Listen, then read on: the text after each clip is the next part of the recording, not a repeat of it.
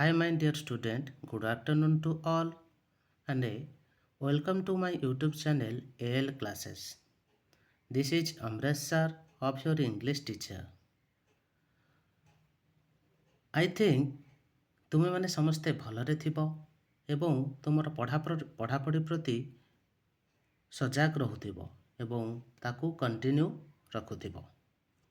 କିଛି personal issue ପାଇଁ ମୁଁ ତୁମମାନଙ୍କର କ୍ଲାସ୍କୁ କରିପାରୁନାହିଁ ବା ଏପର୍ଯ୍ୟନ୍ତ କ୍ଲାସ୍ରେ ଜଏନ୍ କରିବାକୁ ନାହିଁ। So today I am sharing you a recorded video of the poem Home and Love of your English book. ଆଜି ମୁଁ ତୁମମାନଙ୍କ ପାଇଁ ଗୋଟେ ରେକର୍ଡେଡ଼ ଭିଡ଼ିଓ ପ୍ରସ୍ତୁତ କରିଛି ତୁମ ଇଂଲିଶ ବହିର ପୋଏମ୍ ହୋମ୍ ଆଣ୍ଡ ଲଭ୍ର। ତାକୁ ଆଜି ସେୟାର କରିବାକୁ ଯାଉଛି।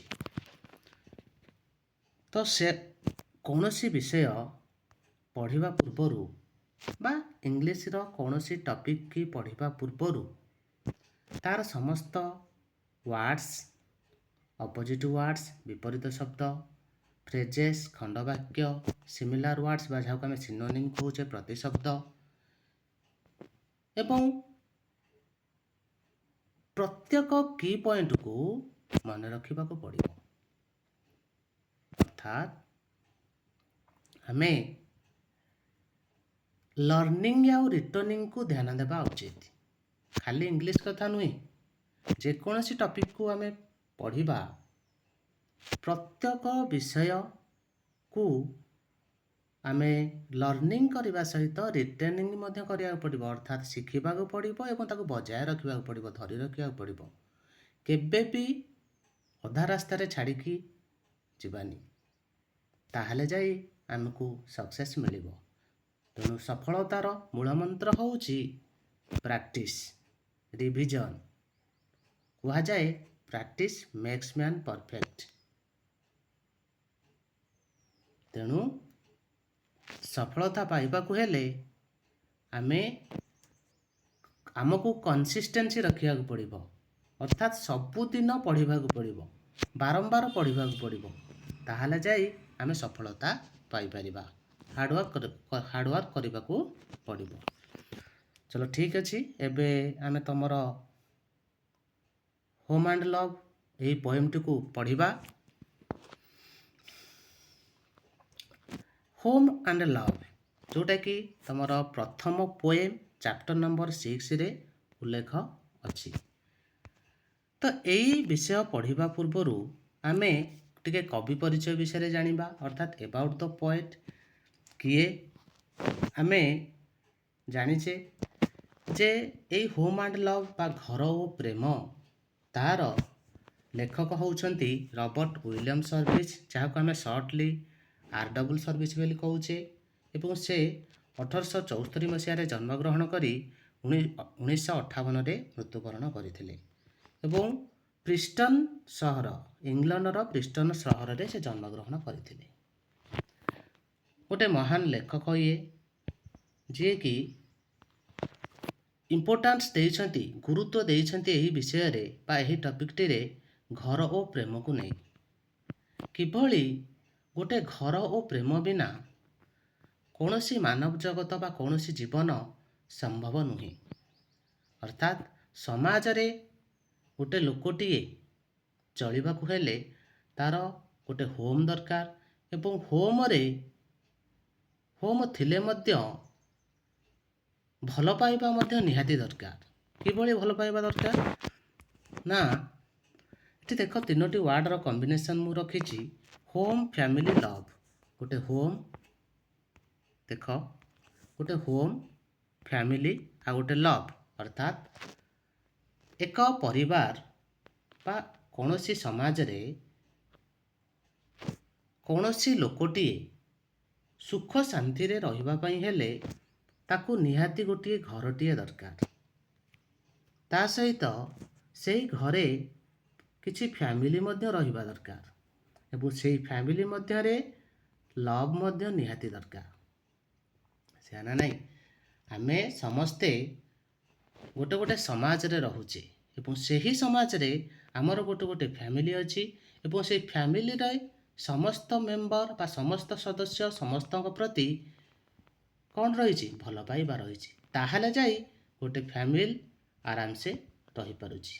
ତେଣୁ ଗୋଟେ ମଣିଷ ଜୀବନରେ ହୋମ୍ ଆଉ ଲଭ୍ ଦୁଇଟା ଯାକ ନିହାତି ପରସ୍ପର ଜଡ଼ିତ ବା ଦୁଇଟା ଯାକ ନିହାତି ଦରକାର।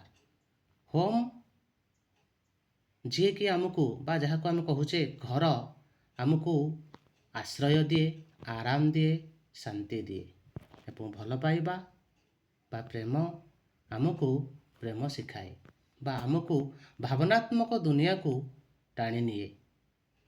ଏ ଯେଉଁ ସମ୍ବନ୍ଧ ଦୁଇ ଜଣଙ୍କ ଭିତରେ ବହୁତ ଘନିଷ୍ଠ ବୁଝି ହେଉଛି। ତେଣୁ ଏଠାରେ କବି R. Service total details home and love କିଭଳି ଇଣ୍ଟର ରିଲେସନସିପ୍ ରଖୁଛନ୍ତି ଦୁଇ ଜଣ ଯାଇକି ସେ ବିଷୟରେ ଲେଖିଛନ୍ତି ଏବଂ କ'ଣ ଲେଖିଛନ୍ତି ଚାଲ ଆଗକୁ ପଢ଼ିବା। ଦେଖ, ପଢ଼ିବା ପୂର୍ବରୁ ଆମେ ଲିଡ୍ ଇନ୍ ଦେଖିବା। ଲିଡ୍ ଇନ୍ରେ ଲେଖା ଅଛି we love our home because we live here and rise up in life। ତାର ମିନିଂ କ'ଣ? we love our home, ଆମେ ଆମର ଘରକୁ ଭଲ ପାଉଛେ କାରଣ because we live here, ଆମେ ଏଠାରେ ବାସ କରୁ and rise up in life, ଏବଂ ଆମର ଜୀବନକୁ ଆଗକୁ ବଢ଼ାଉ, ବୃଦ୍ଧି କରାଉ, ଅଭିବୃଦ୍ଧି ଘଟାଉ। ଅର୍ଥାତ୍ ଆମର ଜୀବନର ଅଭିବୃଦ୍ଧି ଆମରି ଘରେ ହିଁ ହୋଇଅଛି ନା ଘର ବାହାରେ ହେଇଛି? ପ୍ରତ୍ୟେକ ଲୋକ ନିଜର ଜୀବନର ଅଭିବୃଦ୍ଧିକୁ ତାର ନିଜର ଘରେ ହିଁ କରିଛି। ଗୋଟେ ଛୋଟରୁ ବଡ଼ ହେବା, ଛୋଟରୁ ପ୍ରାପ୍ତବୟସ୍କ ପର୍ଯ୍ୟନ୍ତ ପହଞ୍ଚିବା ଯାଏଁ କୌଣସି ମଣିଷ ତାର ସମୟକାଳ ନିଜ ଘରେ ହିଁ ବିତେଇଛି। ତେଣୁ ଏଠି କୁହାଯାଇଛି ହୋମ୍ ହେଉଛି ଏକ ଆବିଚ୍ଛେଦ୍ୟ ଅଙ୍ଗ। ଆମ ପରିବାରର ଗୋଟେ ଆବିଚ୍ଛେଦ୍ୟ ଅଙ୍ଗ ହେଉଛି ହୋମ୍। ତ ହୋମ୍ ଆଟ୍ରାକ୍ଟ ଅସ୍, ଏହି ଘର ଆମକୁ ଆକର୍ଷିତ କରେ। Our parents family members love us, ଆମ ପରିବାର ଲୋକ, ଆମ ବାପା ମା ଏବଂ ପରିବାରର ସମସ୍ତ ସଦସ୍ୟମାନେ ଆମକୁ ଭଲ ପାଆନ୍ତି। ଆଣ୍ଡ ନର୍ଚର ଅସ୍, ଗୋଟେ ଇମ୍ପୋର୍ଟାଣ୍ଟ ୱାର୍ଡ଼ ଲେଖିକି ରଖ, ନର୍ଚର, NURTURE। ନର୍ଚର ମିନିଂ କ'ଣ ନା ଲାଳନ ପାଳନ କରିବା। ଅର୍ଥାତ୍ ଆମ ଘରେ ରହିଥିବା ଆମ ବାପା ମା ହୁଅନ୍ତୁ ବା ଅନ୍ୟ ଫ୍ୟାମିଲି ମେମ୍ବର ହୁଅନ୍ତୁ, ଆମକୁ ଭଲ ପାଇବା ଦେବା ସହିତ ଆମର ଲାଳନ ପାଳନ ମଧ୍ୟ କରିଥାନ୍ତି। We grow in warmth, comfort and care of the family। ପରିବାରରେ ଆମେ କ'ଣ ପାଇଥାଉ? ୱାର୍ମଥ ପାଇଥାଉ। ୱାର୍ମଥ ମାନେ ହାର୍ଦ୍ଦିକତା, କମ୍ଫର୍ଟ ହେଲା ଆରାମ, କେୟାର ହେଲା ଯତ୍ନ। ଆମକୁ ଆମ ପରିବାର ଲୋକ ଆମର ଯତ୍ନ ନିଅନ୍ତି, ଆମକୁ କମ୍ଫର୍ଟ ବି ମଧ୍ୟ ମିଳିଥାଏ, ଆମକୁ ଆରାମ ମଧ୍ୟ ମିଳିଥାଏ ଏବଂ ତା ସହିତ ଆମକୁ ହାର୍ଦ୍ଦିକତା ମଧ୍ୟ, ସ୍ନେହ ମଧ୍ୟ ମିଳିଥାଏ। ତାହେଲେ ଲିଡ୍ ଇନ୍ରୁ ଆମେ ଏତିକି ବୁଝିପାରିଲେ ହୋମ୍ ଗୋଟେ ଲୋକର ନିହାତି ଗୋଟେ ଘର ଦରକାର ଏବଂ ସେଇ ଘରେ ଖାଲି ଘର ରହିଲେ ହେବ ନାହିଁ, ତା ସହିତ ଆମକୁ ପରିବାର ଲୋକ ଫ୍ୟାମିଲି ମେମ୍ବରଙ୍କର ଭଲ ପାଇବା ମଧ୍ୟ ନିହାତି ଦରକାର। ଏବେ ଆମେ ଡାଇରେକ୍ଟ ଟପିକ୍ ଉପରକୁ ଯିବା। ଷ୍ଟାଞ୍ଜା 1ରୁ ଆମେ ଷ୍ଟାର୍ଟ କରିବା।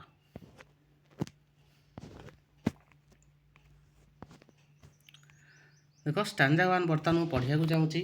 ପ୍ରତ୍ୟେକ ଷ୍ଟାଞ୍ଜାକୁ ମୁଁ ପଢ଼ିବା ସମୟରେ ତମେମାନେ ମଧ୍ୟ ମନେ ମନେ ତାକୁ ପଢ଼ିବ। ମନେ ମନେ ପଢ଼ିବା ସହିତ ପ୍ରତ୍ୟେକ ୱାର୍ଡ଼ର ମିନିଂକୁ ବୁଝିବାକୁ ଚେଷ୍ଟା କରିବ। ମୁଁ ଡିଟେଲ୍ସ ପୁଙ୍ଖାନୁପୁଙ୍ଖ ଭାବେ ପ୍ରତ୍ୟେକ ୱାର୍ଡ଼ର ମିନିଂ କହିବି, ତା ସହିତ ପ୍ରତ୍ୟେକ ଲାଇନ୍ର ମିନିଂ କହିବି ଏବଂ ପର ମୁହୂର୍ତ୍ତରେ ଟୋଟାଲ ପଂକ୍ତି ବା ଟୋଟାଲ ଷ୍ଟାଞ୍ଜାର ମିନିଂକୁ ବୁଝେଇବି। କ୍ଲିଅର? ତ ଷ୍ଟାଞ୍ଜା 1 ବର୍ତ୍ତମାନ ପଢ଼ିବା ଆମେ।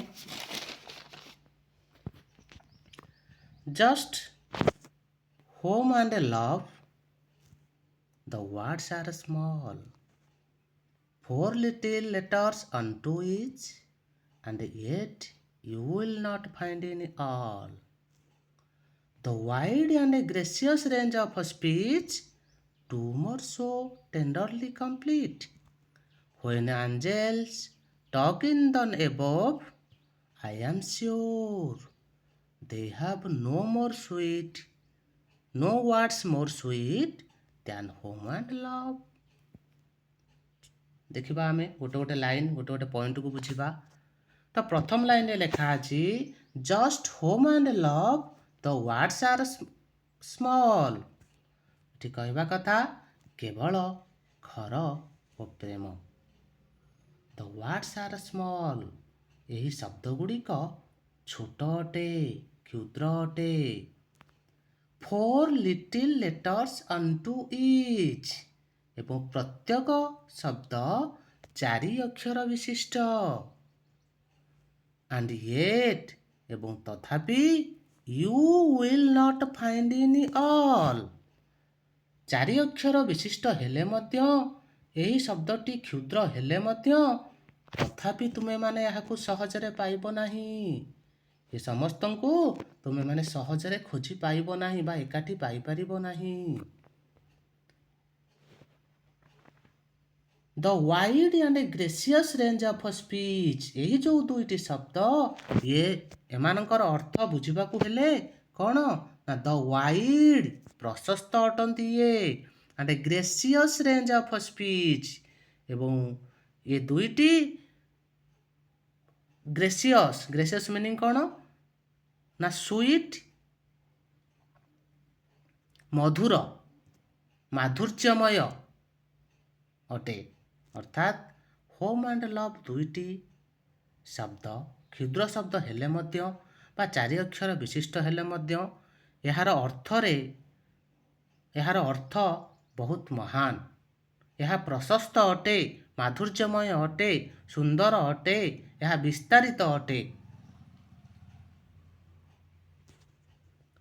To more so tenderly complete अर्थात यही दुईटी जाकी कौन अटंती कोमलतम अटंती कोमल भाव सहित परस्पर सहित जड़ित अटंती परस्पर सहित परिपूरक अटंती। They are inter relations between each other सेमानक मध्य जो संपर्क इंटर रिलेशन अछि। एठी देख गोटे वर्ड कहिछि टेंडरली टेंडरली हैला कोमल भाव रे कंप्लीट हैला संपूर्ण बा परिपूरक अटंती। एवं तापरे